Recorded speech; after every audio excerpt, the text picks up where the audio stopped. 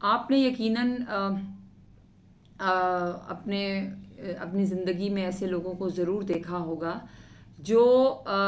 زندگی میں جب کوئی فیصلہ کر لیتے ہیں تو اس میں بعد میں وہ بہت جو ہے ان کو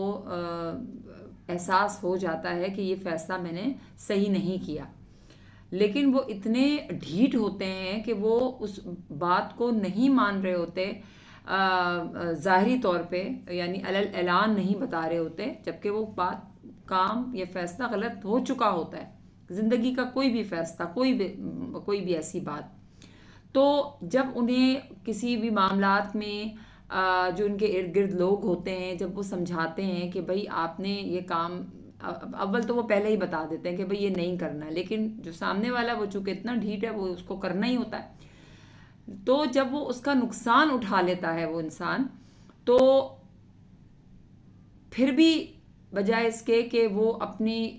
اس بات کو مان لے کہ ہاں یہ فیصلہ مجھ سے غلط ہو گیا، وہ نہیں مانتا کیونکہ وہ بہت ڈھیٹ ہوتا ہے۔